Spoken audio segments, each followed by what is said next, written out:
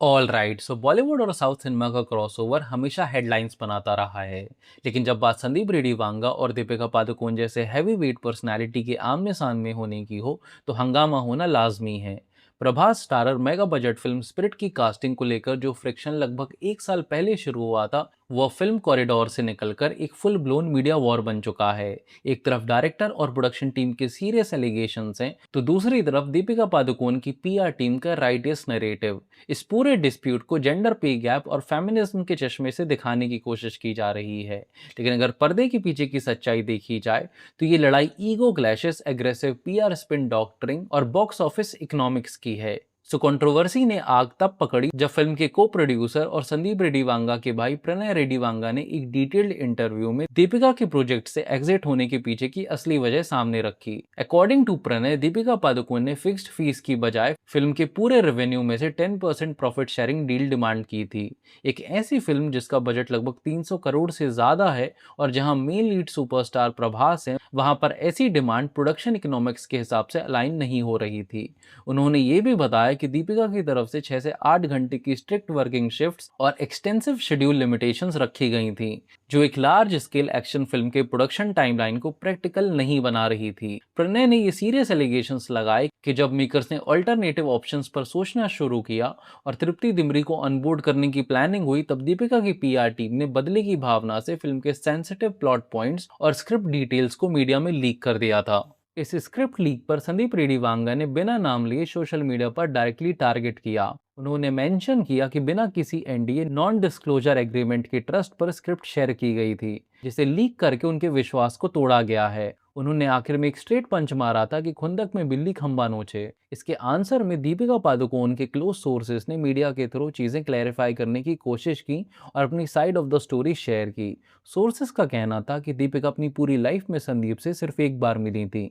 उस मीटिंग में संदीप खुद लगभग 1 घंटे लेट पहुंचे थे और उन्होंने दीपिका को कोई फुल स्क्रिप्ट नरेशन दी ही नहीं थी, सिर्फ एक बेसिक वन लाइनर शेयर किया था। दीपिका के कैंप ने प्रोजेक्ट कंसिडरेशन को रिफ्यूज करते हुए ये नरेटिव पुश किया, जब A list male stars 20 to 50% profit share लेते हैं तो उन्हें सुपरस्टार कहा जाता है, लेकिन जब एक फीमेल एक्टर अपना राइटफुल शेयर मांगती है तो उसे अनरीजनेबल और ईगोइस्टिक बोलकर टारगेट किया जाता है। वहीं दीपिका ने सोशल मीडिया पर ऐसे डबल स्टैंडर्ड वाले पोस्ट को लाइक करके अपना स्टांस भी कंफर्म किया है। एंड माइंड यू कि ये कंट्रोवर्सी रातों रात पैदा नहीं हुई है, बल्कि लगभग पिछले एक साल से इसका बिल्डअप हो रहा था। सो लेट 2024 में जब स्पिरिट प्री प्रोडक्शन स्टेज में थी, तब संदीप रेड्डी वांगा ने सबसे पहले दीपिका पादुकोण को फीमेल लीड के लिए अप्रोच किया था। उस दौरान दीपिका ने अपनी प्रेगनेंसी के चलते इस प्रोजेक्ट को पोलाइटली डिक्लाइन कर दिया था और उस समय वांगा ने किसी और को कास्ट करने के बजाय वेट करना बेहतर समझा। लेटर ऑन 2025 में जब शूट रिज्यूम करने की प्लानिंग हुई, तब वांगा वापस स्क्रिप्ट को लेकर दीपिका के पास गए एंड इट क्लियरली शोज कि संदीप के दिमाग में स्टार्टिंग से ही उनका फीमेल कैरेक्टर फेस वैल्यू पर दीपिका ही थी और वो उनकी प्राइमरी चॉइस भी थी। मई 2025 के शुरुआत में मीडिया में रिपोर्ट्स प्लांट हुई कि दीपिका फिल्म कर रही हैं और उन्हें वांगा का लिखा हुआ कैरेक्टर बेहद प्रोफाउंड, डीप और नुआंस लगा है। दीपिका के फैंस ने इनिशियल एक्साइटमेंट दिखाई, बट उनके एक सेक्शन ने नॉट माई दीपिका का माइक्रो ट्रेंड चलाकर संदीप की एलिजेड मिसोजिनिस्ट सिनेमा से उनके जुड़ने पर सवाल भी उठाए थे। बट अनाउंस होने के मुश्किल से 20 से 25 दिन के बाद अचानक खबर आई कि दीपिका प्रोजेक्ट से वॉकआउट कर रही हैं। उनके कैंप ने रीजंस दिए कि उन्होंने 100 डेज से ऊपर शूट होने पर डे एक्स्ट्रा चार्जेस मांगे थे, लेकिन धीरे धीरे बाकी कंडीशंस भी सामने आईं, जैसे तेलुगु डायलॉग्स बोलने से मना करना, डबिंग डिमांड करना, फिक्स्ड वर्किंग आवर्स और हाई प्रॉफिट परसेंटेज। इवेंचुअली जब नेगोशिएशंस ब्रेक डाउन हो गए तो वांगा ने कॉम्प्रोमाइज़ करने के बजाय प्रोजेक्ट में तृप्ति दिमरी को कास्ट कर लिया।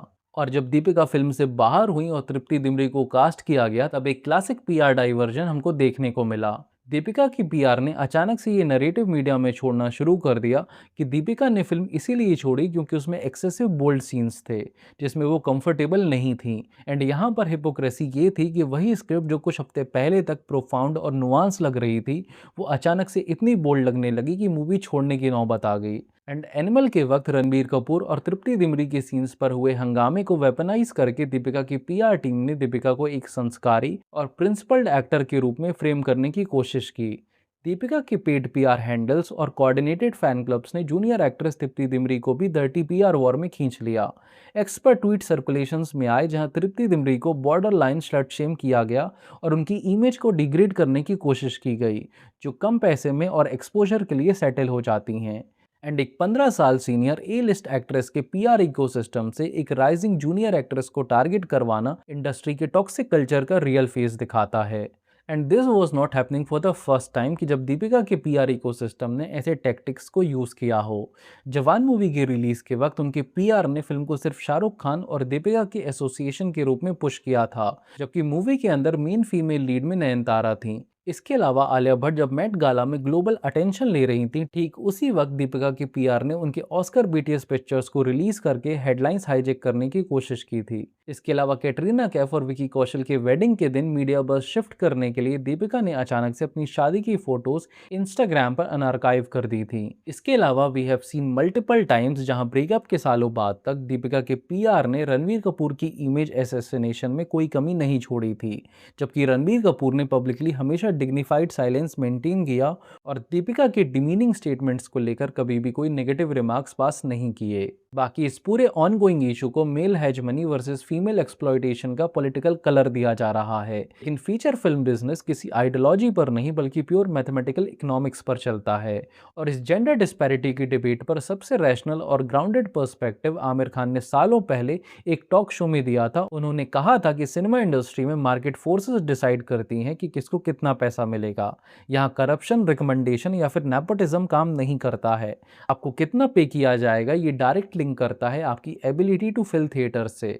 अगर कोई फीमेल एक्टर मुझसे ज़्यादा लोग थिएटर में खींच सकती है तो मार्केट फोर्सेस इंश्योर करेंगी कि उसे मुझसे ज़्यादा पे मिले। उसके आपके मेल या फिर फीमेल होने से कोई लेना। एंड ये रियलिटी बॉलीवुड की हिस्ट्री में हमेशा से मौजूद रही है, क्योंकि वी ऑल नो कि 1970s में legendary writer Duo Salim Javed को फिल्म के मेन लीड एक्टर से ज़्यादा पेमेंट दिया जाता था, क्योंकि पोस्टर्स पर उनका नाम देखकर ऑडियंस सिनेमा हॉल में लाइन लगाती थी और उनका रेवेन्यू उनकी ऑडियंस पुल से डायरेक्टली कनेक्टेड था। इसके अलावा 80s और 90s में लेजेंडरी फीमेल एक्टर्स श्रीदेवी और माधुरी दीक्षित को उनके मेल को स्टार से कहीं ज़्यादा पे किया जाता था, क्योंकि उस समय पर सिर्फ उनका नाम ही सिंगल हैंडेडली फिल्म को ब्लॉकबस्टर बनाने के लिए काफ़ी होता था और प्रोड्यूसर्स उनके आगे चेक लेकर मूवी साइन करने के लिए तैयार रहते थे। वहीं पर स्पिरिट एक मैसिव 300 करोड़ की मूवी है एंड इस फिल्म को देखने वाली ओपनिंग डे ऑडियंस दो मेन रीजन से ये मूवी देखने आएगी। फर्स्ट इज संदीप रेड्डी वांगा और उनका अनफिल्टर्ड डायरेक्टोरियल पुल, जो उन्होंने कबीर सिंह और एनिमल के साथ ऑलरेडी प्रूव किया हुआ है। And second is Prabhas because of his pan India reach. इस मूवी में दीपिका पादुकोण या तृप्ति दिमरी का रोल नरेटिव सपोर्ट का है। एंड अगर फिल्म ब्लॉकबस्टर होती है और बॉक्स ऑफिस पर अच्छा परफॉर्म करती है तो उसका most of the credit Vanga और प्रभास के पुल को ही जाएगा। एंड ऐसे प्रोजेक्ट में 10% प्रॉफिट शेयरिंग डिमांड करना मार्केट लॉजिक और फाइनेंशियल इकोनॉमिक्स के अगेंस्ट जाता है। So overall Deepika Padukone undoubtedly India की वन ऑफ द फाइनेस्ट और सक्सेसफुल एक्ट्रेसेस में से एक हैं, जिनके पास किंग और अल्लू अर्जुन की अपकमिंग मूवी जैसे बड़े प्रोजेक्ट्स हैं। उन्हें स्प्रिट की ज़रूरत नहीं थी और ना ही वांगा उनके बिना रुकने वाले थे। एंड एज एन एक्टर ये आपकी राइट है कि आप मेकर्स के सामने क्या डिमांड रखना चाहते हो, लेकिन प्रोफेशनल कमर्शियल डिसएग्रीमेंट्स को जेंडर डिस्क्रिमिनेशन का रूप देना, स्क्रिप्ट्स को लीक करवाना और अपने से जूनियर एक्टर्स पर नास्टी पीआर स्मेयर कैंपेन्स चलवाना एक टॉक्सिक कल्चर को प्रमोट करता है। सिनेमा बिजनेस में पेमेंट एंटाइटलमेंट या विक्टिमहुड से नहीं बल्कि बॉक्स ऑफिस पर ऑडियंस लाने की ताकत से तय होता है और यही फिल्म इंडस्ट्री का सबसे बड़ा सच है। एंड इफ़ यू थिंक कि आप वो कैपेसिटी और वो कैलिबर रखती हैं कि आप वो ऑडियंस को ला सकती हैं, देन आप सोलो लीड स्टोरीज को चूज करिए और बॉक्स ऑफिस नंबर से ये प्रूव करिए कि आप जो प्रॉफिट शेयरिंग की डिमांड रख रही हैं वो जस्टिफाइड है। अंटिल देन आपको इसी तरह की चीज़ों से डील करना पड़ेगा। So this was the video. बाकी आपका क्या ओपिनियन है रिगार्डिंग दिस कंट्रोवर्सी हमें कमेंट सेक्शन में ज़रूर बताइएगा और अगर वीडियो पसंद आया हो तो डू लाइक एंड शेयर। बाकी आपसे मिलते हैं नेक्स्ट वीडियो में। Till then take care of yourself and thank you so much for watching.